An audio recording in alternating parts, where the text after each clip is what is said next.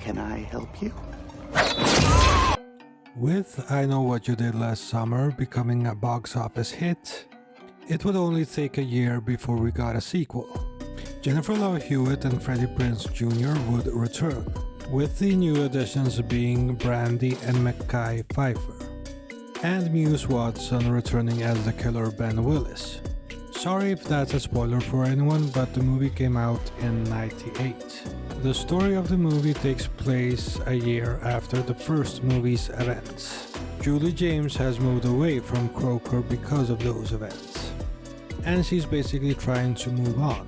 She's studying in school, but still daydreams about the horrible events that happened a year prior, to the point that it kind of disrupts her education. Her boyfriend, Ray, gives her a surprising visit and tries to persuade her to go with him back to Croker. And he's kinda jealous that she found a new male friend at the school. So basically when she turns him down to go with him back to Croker, he basically accuses her of falling in love with the other guy and just leaves. And the other guy, he's just a new character. He's a student at the same school as Julie. She has a new friend though, Carla Wilson, played by Brandy. Kinda tries to take her mind off the events and off Croker and Ray. And they go out partying. And here is the first time that we see the fisherman again. But it's supposed to be that she's daydreaming again, because nobody else sees him but her. And that's not the first time she's made to look like a crazy person in this movie. The next day she wakes up and Carla is with her. The phone rings and Carla picks it up, and it's a radio station calling, and she's in a contest to win a trip to Bahamas. If she gets one question right: what is the capital of Brazil? She answers Rio, and that is wrong because the answer is Brasilia. So apparently whoever is calling is connected to the killer, or is the killer himself, because he tells her she's right and they win the trip to Bahamas. And that's all I'm gonna say about the story. That's basically the setup. They come to this vacation resort and the killing starts. Ben Willis is back with a hook for a hand for real this time. So this was kind of a fast-tracked sequel, because the first movie made $125 million on a $17 million budget, so it was a huge success. The movie changes the location. Instead of the moody, sleepy Croker, we get Bahamas. And the change works in some aspects, and in other aspects it doesn't. The negatives about it is that it's almost sunny all the time. The location just doesn't feel that scary. On the other hand, it's an island that you kind of feel isolated in, and they want the trip on off-season. So it's nice when they arrive, nice weather, sunny, but it soon starts raining and a huge storm comes. And you are kind of led to believe that it's someone else, that the killer is not Ben Willis. But we only saw his hand come out from the water in the first one. And they were expecting the body to turn up at any point, but it definitely didn't after a year. Like in the first one, this group of actors and characters, they have great chemistry, which makes it a lot of fun to watch. I don't know what it is about these two movies, they are very rewatchable. I'm not saying they are flawless, they are far from flawless, but the rewatchability is just insane. Jennifer Love Hewitt, she's great again here as Julie James. Brandy is a very fun addition, and so is Mekhi Phifer.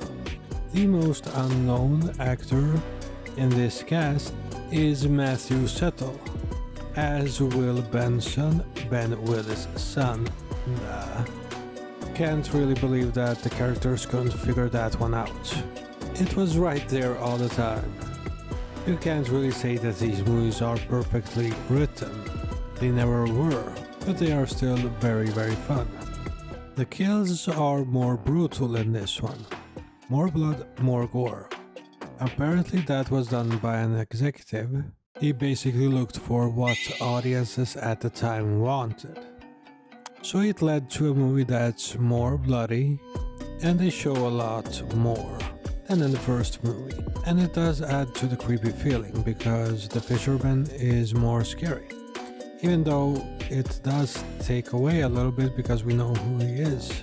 So it's just him wanting revenge for what they did with him in the first one. We also get one of Jack Black's first roles. And it's a character that's kind of goofy, feels like a cartoon character, and basically has no function except for being killed in this movie.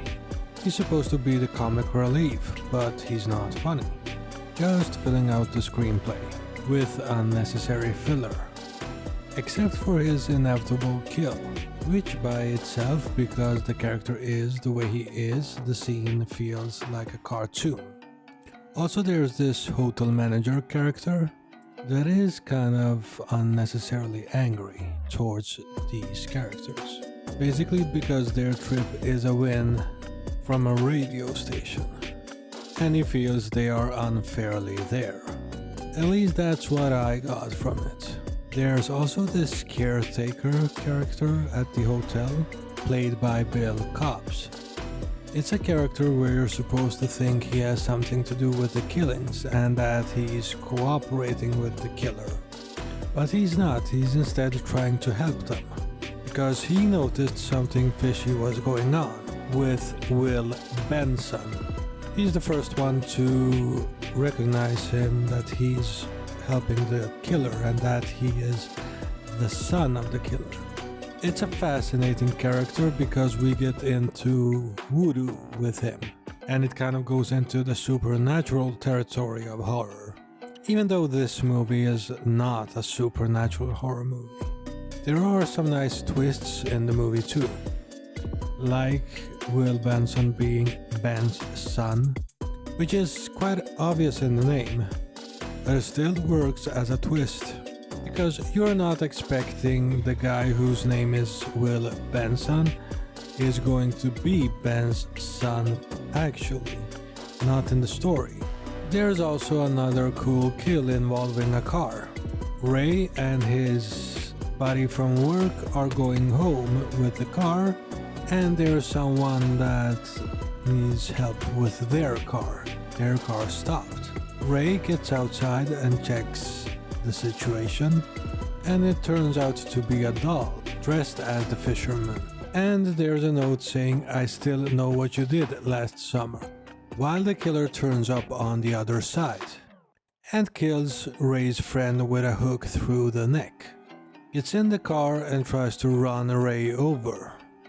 He manages to survive and basically finds out that Ben Willis is alive and he's after them again.